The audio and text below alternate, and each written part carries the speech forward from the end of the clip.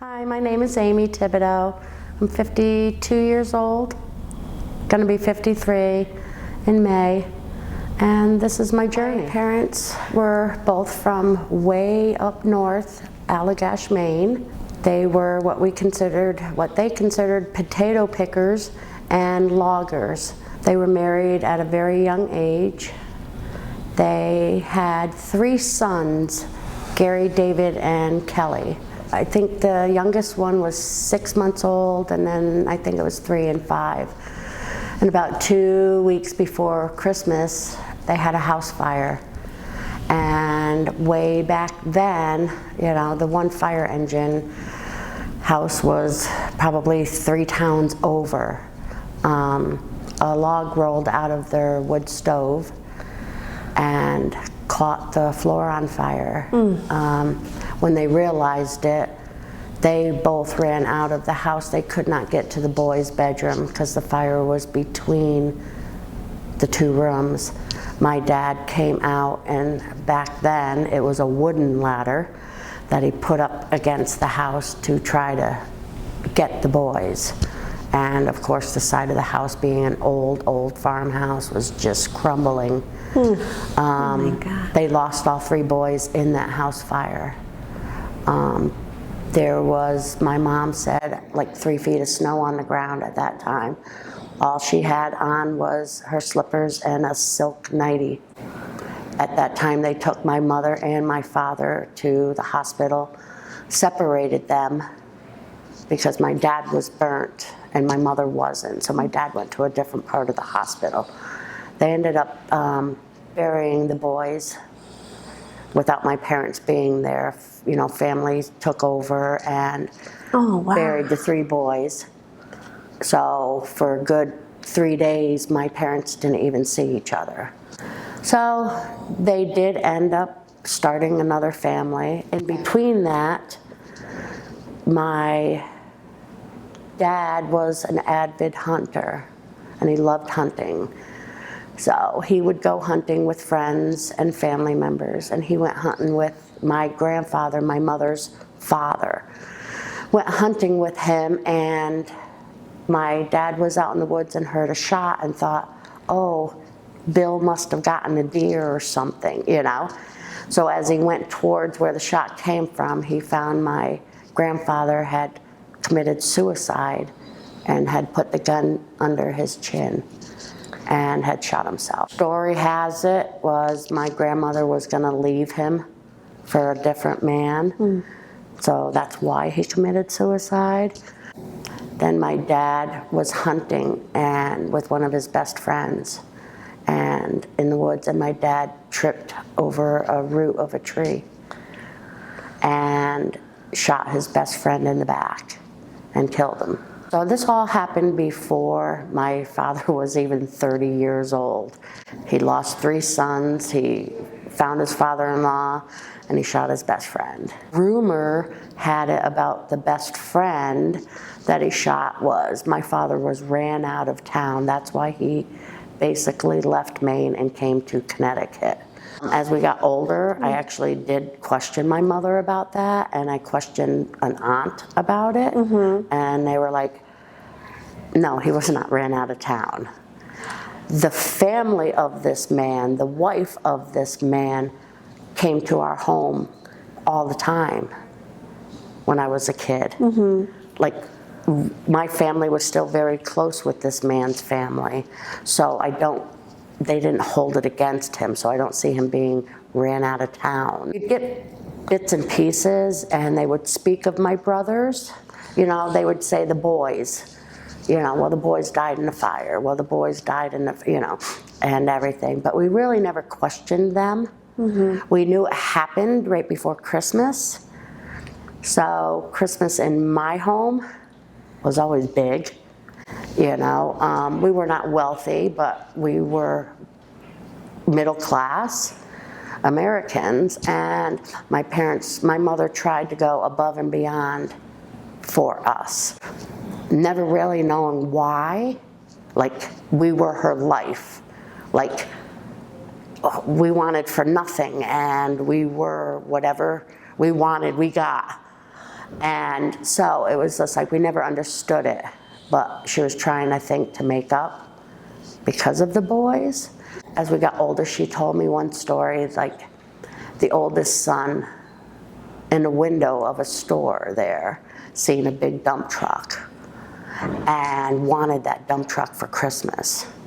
My mom said my dad had given her money to, go buy, back then you would buy big bags of flour and, to do you for the winter. Because you didn't, and she spent some of the money on the dump truck. So it's just things like that my mother always went above and beyond, and my dad did. My dad, from what we were told, started drinking heavily after all this had happened. Mm-hmm. They ended up moving, they ended up having my sister, Laurel, my brother, Lenny, which was named after my dad, Leonard, and then my sister, Shelley, and they were all born like a year apart in Maine. And then they moved down here. My dad worked for people here and there, and then he started his own construction business, and he drank.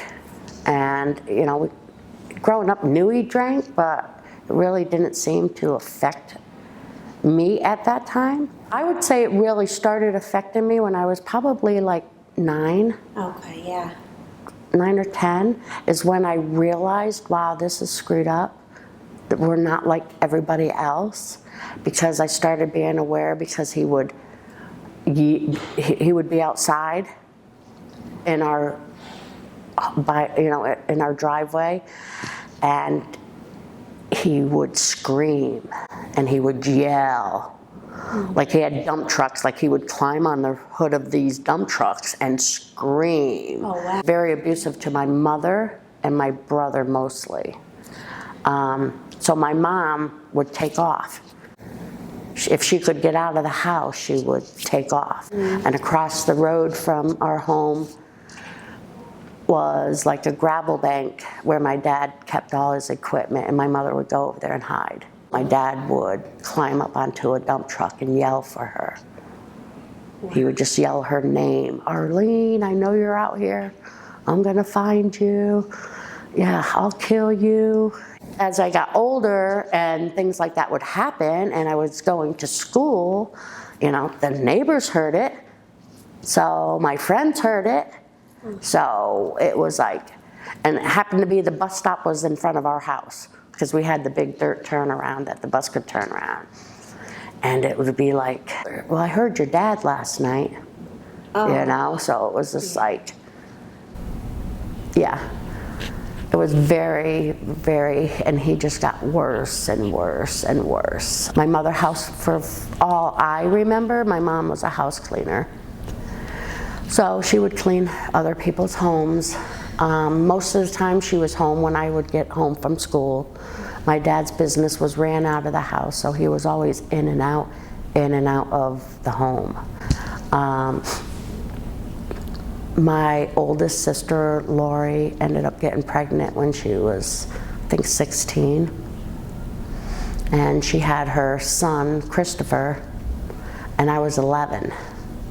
Not really ever into like street drugs, but drinking a lot. And Christopher became the little brother I never wanted, because I was the baby of the family, So now my parents are stepping into grandparenthood, but taking care of him and making sure he has everything he needs. It all became about Christopher, and I kind of thought it was like because he was a boy too, and they lost the 3 boys. Like my mother was like his mom. And how old were the boys again when they passed away in the fire? 6 months, 3 and 5. When this little boy came along, Christopher, and my mother went to the schools for his parent-teacher comp. Like, she was known as his mom. Got everything. It was unhealthy. Me and my brother and my sister Shelley all took it like, you're giving to this kid and you're not giving to us. My sister Lori was in and out of the picture, but I would say most of Chris's life he lived with my parents. My brother the company became Leonard Goodbou and Son with my brother. So my brother was a very hard worker, busted his ass for everything he ever owned. Huge big teddy bear is what he was. He was a big guy but wouldn't hurt anybody, had a heart of gold. My father had bought land and my brother built a house on it. Ended up getting married and having a child, a little girl, Crystal. He was married for about 2.5 years. Then his wife ended up cheating on him. My brother, he was like 38 years old. He was at my home for a birthday party and his eye was swollen shut. And he thought maybe he got like a piece of concrete in it or wood chip, because that's the type of work they did. They sold firewood, they built stone walls, so he thought maybe he got something in it. He ended up leaving my son's birthday party and he went to the hospital and they did MRIs and everything on him, and no, we can't find anything, go to an eye doctor on Monday, da-da-da-da-da. He's like, all right. So he goes home. Well, they end up calling my mom's house because of the name being the same, Leonard Goodbou. They end up calling my mom's house looking for him. The hospital did. And they were like, is Leonard Goodbou there? And my mother's like, yeah. And she was like, well, you're looking for my son. I'll give you his phone number. They ended up calling him back because they found something in the CAT scan that they had missed. So they were like, you need to come back. He ends up going back and he had a brain aneurysm. So they ended up taking him to Yale and doing, I think it was like 14-hour surgery on his brain. Like snipped it and then fused it back together and everything like that. Meanwhile, he was going through a divorce and a custody battle. They ended up taking a vein from his leg and doing surgery again and putting a piece from his leg into there. So then he started doing better. You know, he was alert, he was awake and everything. He was paralyzed on one side due to it. Needless to say, you know, part of Goodbou and Son no longer existed. He tried, you know, but paralyzed on one side, you can't really operate heavy machinery or anything. And meanwhile, he was going through a divorce and a custody battle for his daughter. And she was 3 years old. The mom wasn't really a great mom, you know. So court over and over and over again, you know, battling, going to a home, learning how to relive your life, paralyzed on one side. You know, and his wife tried to use that against him as a father. And I just remember sitting in the court and her lawyer saying, well, how can you hug your daughter if you only have, like, how can you pick your daughter up if she falls and gets hurt? How can you hug her? And he was like, what do you mean? He's like, I got one good arm. You know, and like I said, he was a big guy, so to him, he was like, I can pick my daughter up. I'll show you how I can pick, you know, like. So he ended up getting custody, full custody of her. Says a lot, because you're talking, you know, 20 years ago, that didn't happen. Things were good, you know. He started going to church and he was doing good. 10 years after that, my sister Shelley house cleaned for him. And my other sister Lori lived in his basement. It was a finished apartment. So my sister Shelley went there to go cleaning, and when she came in, she found him, and he had died. The story to that was he had his daughter that night. Well, he had custody of his daughter. So I guess that night, he didn't feel very well, and she needed help on a project. She was 10 years old. And he's like, I can't help you, Crystal. You're gonna have to go stay with your mom tonight. I don't feel good. And he called the wife up and said, you need to come get Crystal. I don't feel good. She needs help on a homework you know. So mom came and took her, which is a blessing because she would have been the one to find him. My sister found him, you know, got my sister from the basement in the apartment and told her, and called my parents up. You know, so now you're talking 4 sons that my parents are burying. He said he died of a heart attack. When they did do the autopsy, they said he had another brain aneurysm, which would never have been found because he had metal in his brain and they wouldn't have been able to, you know, see it. The brain aneurysm would have killed him at some point. He battled so much. The first brain aneurysm, the divorce, just his fight was unbelievable. It was a huge part of our family. Huge. He was a mama's boy, which was okay, because he took so good care of my mom. Yeah. And he took a lot of abuse from my dad to hopefully get it away from my mom. He took a lot of abuse. I remember one time Lanny saying to me, I could kill him, which my brother probably could have killed my father in one of their fights. Do you know? I mean, he was a tall, big guy. He says, and not feel anything about it. But, you know, my dad ended up finally getting pulled over. Well, he got pulled over a lot by the police. But back then, they just drove him home or said, Leonard, go home. He knew the people. He knew the the town police officer. Half of them were drinking buddies with him. As I got older, I would say to my mom, why didn't you call the cops on him? Like, if he's beating you, why didn't you call the cops if he's smashing the house up? And she's like, well, first of all, he has a business. And who's gonna want someone like that to come to their home and do work at their house? So that's our livelihood, is his business. So we can't affect his business. I do remember one time my uncle ended up calling the police, and the police pulled up to the driveway and my dad had his guns. Police got out and said, hey Leonard, what's going on? Everything okay? And my dad had the gun in his hand. And he was just like, yeah, everything's okay. He says, you don't need to come on my fucking property. We're all fucking good here and you can go. All right, Leonard, take care. My mother started to get to know my dad's pattern. If he wasn't home by 5, he was out drinking. So if he wasn't home, she would get in her car and she would leave. But Amy, you need to stay here because you have school in the morning. So I was then at home with my dad, you know, who would come home drinking.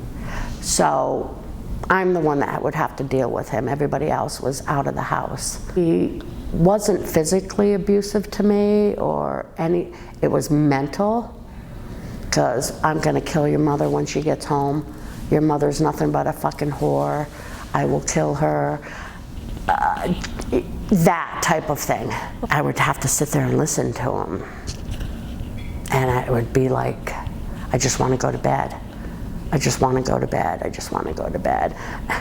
And I can, to this day, he would sit there and like touch my hand, like, because he didn't think I was paying attention to him sitting at the table. So he would be like, you know, and I remember sitting there and like having it boil up inside me. Like, well, Dad, I got to go to bed. I got school in the morning.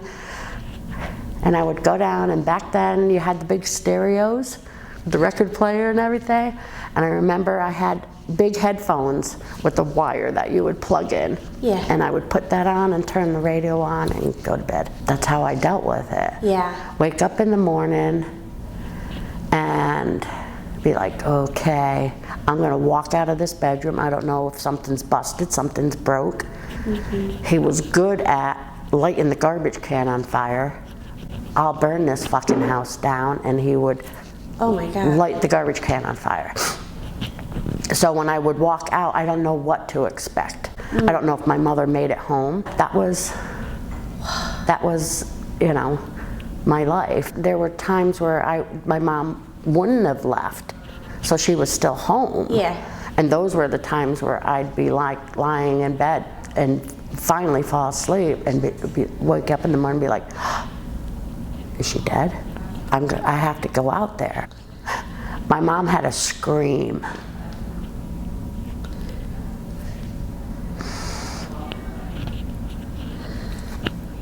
Her scream would pierce you. Her scream would go right through you. Her scream was horrific. And I hated that scream. It was a scream of somebody dying. You know, and she might not have physically died, but I know she was dying. You know, and the next morning, you know, Amy's got to get up, get dressed, and go to school. So Amy always put a smile on her face. I remember one time too, my dad and mom fighting, and I was in the, this is like, I think the first time that I like freaked out, like I made it known, was like got up on the couch and I grabbed a big marble ashtray thing or whatever the hell it was and hummed it like across the living room, like threw it, and was like, I can't do this anymore. I hate my, like I just screamed. And my living room had a door to go out the side.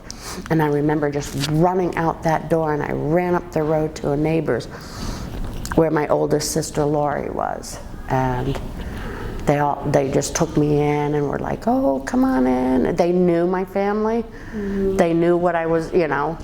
And they just kind of like, okay, Amy, we'll do your makeup. Come here, let's comb your hair, and you know. But that was the first time that I really ever like spoke. That was my whole existing, was being left all the time. Amy, you have to stay here. Like I said, Amy would put a smile on her face. I laughed a lot. Like I was the comedian. I was like in 4th grade, and I got a note home because I laughed too much in class. Some adults, you know, they called me like Smiley. That was my nickname. Do you know, uncles and everything like that. I was just Smiley because I constantly smiled. And that was another way of coping too. That was my way of coping. Yeah. Life is all great. Let me smile. Yeah.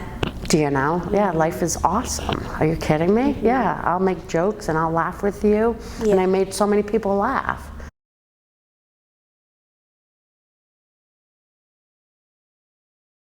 So one of the happiest moments in my life, all moms will say, is the birth of their child. So yes, the birth of my son, Roderick, my first child, was like one of the happiest times in my life. It's the birth of both my kids. And then actually the birth of my grandkids. Because my first grandson, Colton James, I never thought that a mom could love somebody else's kid as much as they love their own. And like I literally like love my grandkids just as much as my own kids. You know, they are like the biggest part of my life. My kids and my grandchildren really are the happiest days of my life. The saddest days of my life was the morning that I got the message that my brother had died. It was unexpected, it was sudden, and it just basically flipped my world upside down as I knew it. He was my brother, he was my friend, he was one of the greatest people I knew. I remember May 19th, 1999, you know, my sister coming to my home and telling me. And I had felt pain before, but I never felt the pain go from literally my heart to my throat, to my eyes, and to my brain. It just seemed to go right up. I couldn't speak, I cried, and I just kept thinking, this is not real, this is not happening. That was literally me. I lost a lot of people in my life, my parents, my nephew, and everything, but that was the saddest day of my life. He was kind and he was giving. He was a big guy, not that big, but tall, big, husky guy, and he worked outside, so he was physically, you know, fit. But people thought, you know, oh, he must start fights, and, you know, he just came across as he would pound somebody down or whatever. And he wasn't. He was a teddy bear. He was so kind. He loved my mother with all his heart. He loved his daughter. Like, the birth of his daughter was like his whole life. And one story I remember is, we stopped buying Christmas gifts for each other as adults in our life, and we just bought for the kids. And I remember he bought Christmas gifts for me and my two sisters, and he was like, Lenny, we're not buying gifts. Like, I didn't buy you anything, and he said, as long as I'm alive, I'm going to buy my sisters a Christmas gift. And you guys do what you have to do, but I will buy you guys Christmas gifts. So he just kind given, and when you say his name locally in New Milford, people who knew him was like, he was such a good man. And he was kind given, loved his family, and was a hard worker and loved life, and was gone too soon.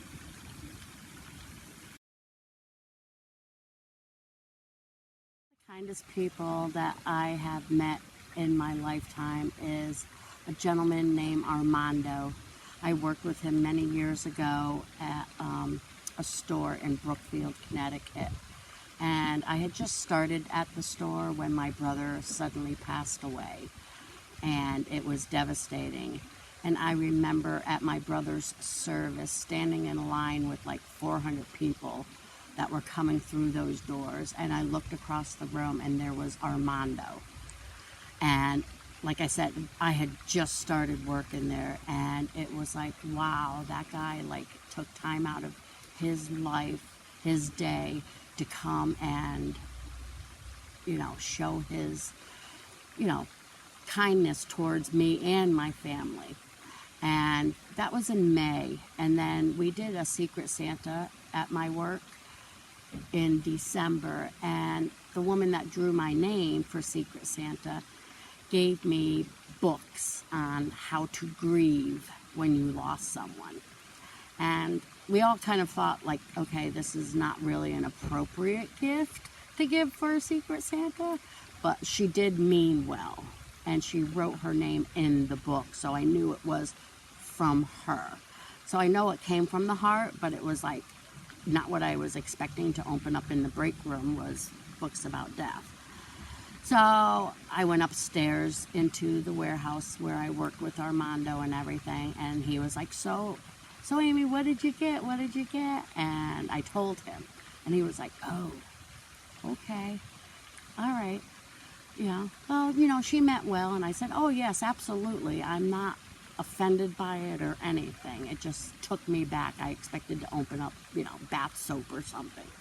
So later that day, his wife, Maria, Armando's wife, Maria, came into the store, and she comes to the back room, and she walks up to where I was pricing things, and she puts a bag in front of me. And I was like, what's this? And she's like, oh, it's just something from Armando. And I was like, okay, but we already did Secret Santa, So anyway, I opened it, and it was a beautiful teapot. It was just, I just remember purple flowers on it and everything. And it was a beautiful teapot, and he was just like, you needed to get something pretty, something nice for Christmas. Something that didn't remind you of that. He said, so I told Maria, you need to go pick Amy up something and bring it here. And the thing is I hadn't known that guy for very long. I think I started in October or something like that. I don't really remember, but I hadn't been working there long enough to really form this type of friendship. And he just was the kindest soul ever. He cared so good.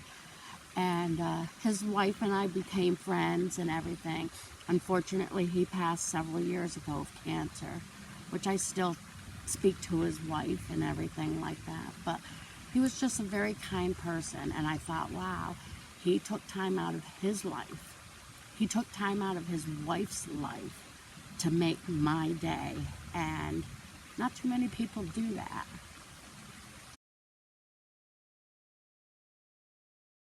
One of the biggest life lessons that I learned so much later in life, like a year ago, maybe even sooner than that, or later than that, I mean.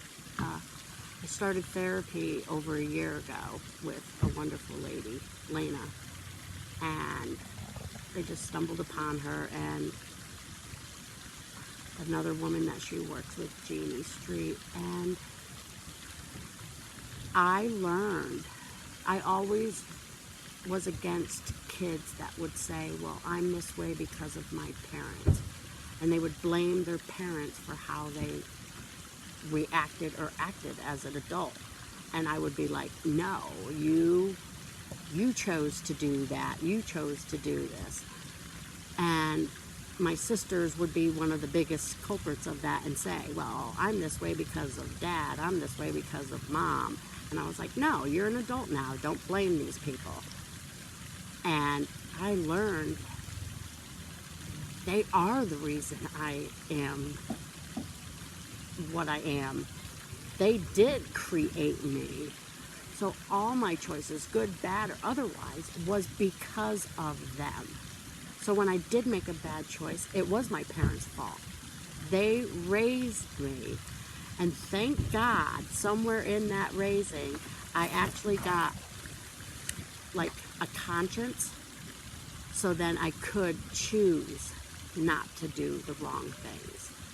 But a lot of my being and my choices in life came and stemmed from my parents and how they raised me. And that's my life lesson, that, okay, parents are to blame. I am to blame for some of my children's good and bad qualities. Not just the good, but also the bad. It was passed on. And I just learned that. Like, I just really accepted that. Some of my proudest moments in my life are when my daughter became a police officer. She doesn't like me to brag, and she doesn't like me to talk about it or anything like that, but I'm just tattooed with it, and I wear a bracelet of it, but we can't talk about it. But I'm very proud, because if you look back at my family history and my husband's family history, who'd have thunk there'd be a cop in it? So she really, and this is something she pursued since she was in middle school.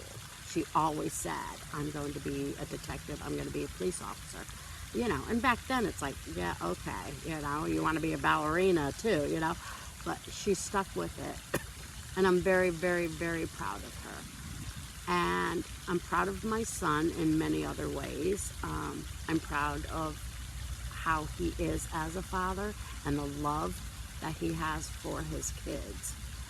And he will never give up on his family, and I know that. And he gets that quality from his dad, where his family comes first, no matter what. As long as their family is happy and healthy, that's all that matters. So I'm proud of the man and the father he has become.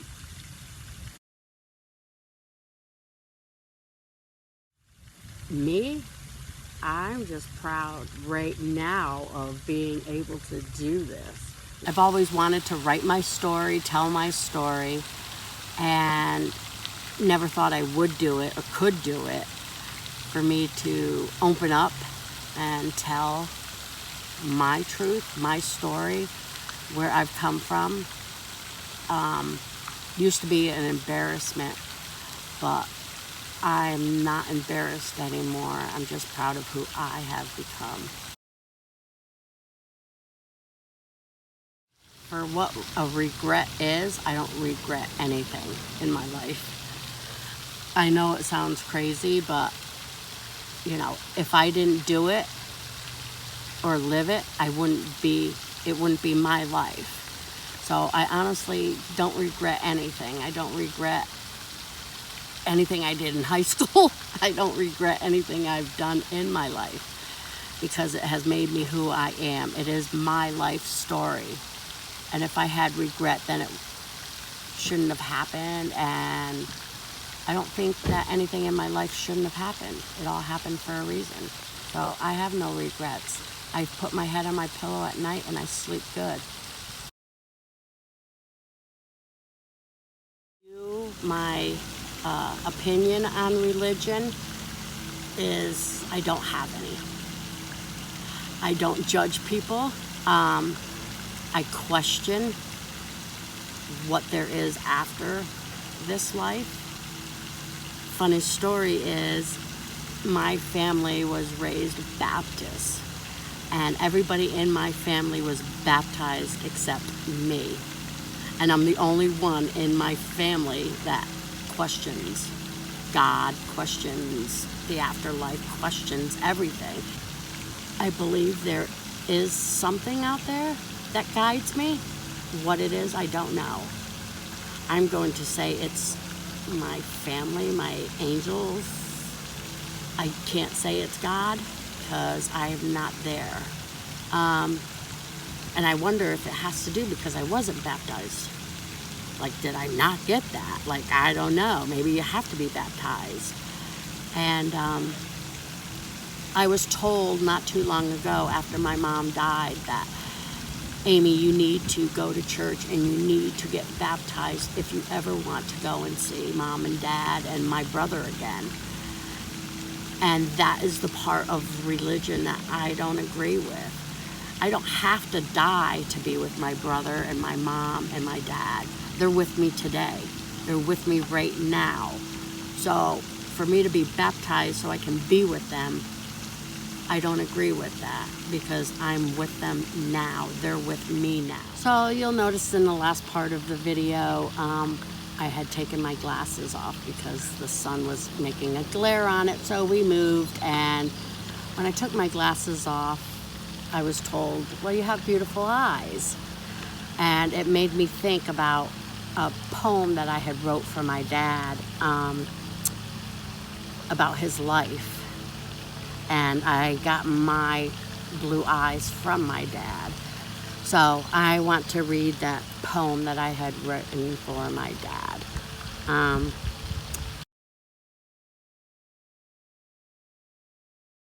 Those sky blue eyes have been so alive. They were old and tired by the time they were 25. Those sky blue eyes have seen death's face. They do shed tears, but they leave no trace. Those sky blue eyes, oh, the stories they hold. Some are bad, some are good, but some will never be told. Those sky blue eyes do sparkle at time when they see a child laugh or the treasure they find. Those sky blue eyes are changing with age. They have little strength to even read a full page. Those sky blue eyes, I have them too, for I inherited from my dad. His eyes are sky blue.